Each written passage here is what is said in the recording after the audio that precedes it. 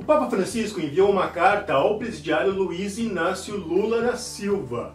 E as mídias de esquerda já construíram um discurso descolado da realidade. Tá chovendo fake news. Mas o que realmente revela a carta do Sumo Pontífice?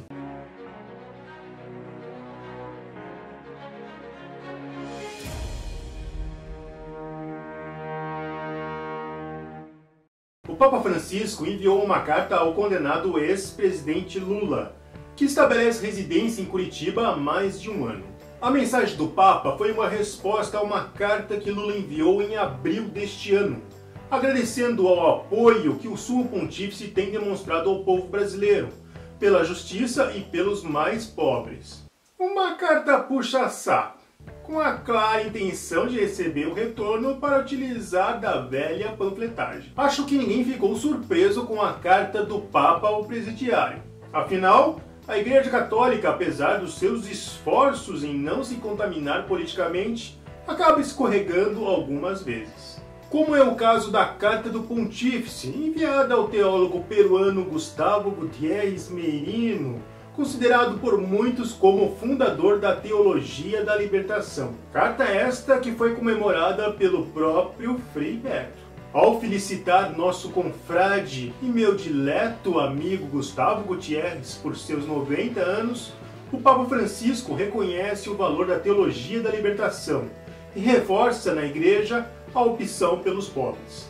E falando em pobres, nessa questão de caridade, quero analisar um trecho da carta enviada a Lula, pois muitos petistas interpretaram o texto a seu bel prazer, afirmando que o Papa se solidarizou com o ex-presidente condenado por estar aí em uma posição injustiçada, um mero preso político. Eles focaram apenas no final do texto, que diz: a verdade vencerá a mentira, e a salvação vencerá a condenação. Porém, o Sumo Pontífice não estava falando do Lula, petezada. O parágrafo começa assim: nesses dias, estamos celebrando a ressurreição do Senhor. O triunfo de Jesus Cristo sobre a morte é a esperança da humanidade. A sua Páscoa, sua passagem da morte à vida, é também a nossa Páscoa. Graças a ele, podemos passar da escuridão para a luz, das escravidões deste mundo para a liberdade da terra prometida, do pecado que nos separa de Deus e dos irmãos para a amizade que nos une a ele, da incredulidade e do desespero para a alegria serena e profunda de quem acredita que, no final, o bem vencerá o mal, a verdade vencerá a mentira e a salvação vencerá a condenação. E como a petezada não lê a Bíblia, na verdade a maioria não lê nada mesmo. Então é claro que eles seriam capazes de interpretar este texto. E vamos ver na Bíblia quem realmente é a verdade. Palavras de Jesus Cristo: eu sou o caminho, e a verdade, e a vida. Ninguém vem ao Pai senão por mim.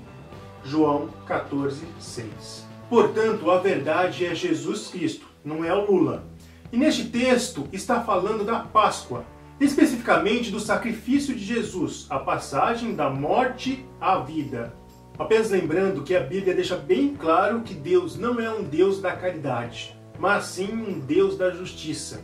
A esquerda, assim como a teologia da libertação, parece confundir essas duas coisas. O sacrifício de Jesus reforça as minhas palavras. Deus deixou bem claro: o preço do pecado é a morte. Adão e Eva pecaram.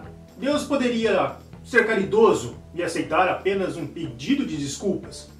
Mas vou falar novamente: Deus não é um Deus da caridade, mas sim da justiça.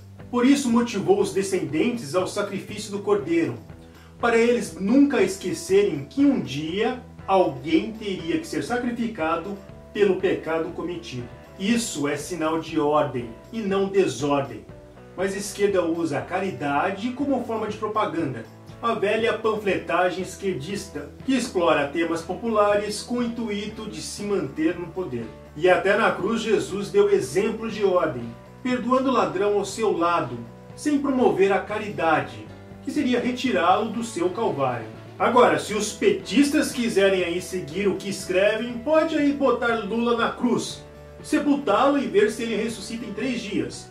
Acho que todo brasileiro apoiaria essa ideia. Bom, voltando para a carta, quero ressaltar que muitas cartas e documentos enviados pelo Vaticano têm caráter automatizado. Porém, é o bastante para a esquerda fazer barulho, como foi o caso do terço, que afirmaram ter sido do Papa e direcionado especificamente a Lula. Mas a verdade, terços como aquele são dados a qualquer prisioneiro do mundo, sem entrar no mérito pessoal. E para reforçar esta automaticidade, quero lembrar daquele rolo com a carta recebida pela amiga do Lula, a Cristina Kirchner. Presidente da Argentina em 2014, ela recebeu o que para eles era uma carta do Papa Francisco, saudando Cristina por ocasião do aniversário de 25 de maio, a chamada Revolução de Maio. E claro, Cristina aproveitou a suposta carta para fazer a sua imagem. Saiu até no site do governo. Porém, o porta-voz do Vaticano, Monsenhor Guillermo Karcher, afirmou que a carta era falsa, pois não possuía o timbre do Vaticano. Mas no dia seguinte descobriu-se que não se tratava de uma carta, mas sim de um telegrama automatizado em nome do Pontífice, por ocasião do feriado nacional, expedido pelo secretário de Estado através da nunciatura comum enviada para cada país. É claro que a carta Lula possui certas peculiaridades direcionadas ao condenado. Entretanto, o contexto não converge nem diverge do posicionamento político brasileiro. Na verdade, a carta simplesmente tangencia. Na interpretação de texto, alguns chamam esse formato de texto da cartomante, que procura escrever o que o ouvinte, no caso o Lula, quer escutar, sem falar nada de fato, uma fuga pela tangente. Portanto, essa carta Lula é muita fumaça e pouco fogo. E fumaça é a especialidade da esquerda. Levanta essa porra! Pode começar agora!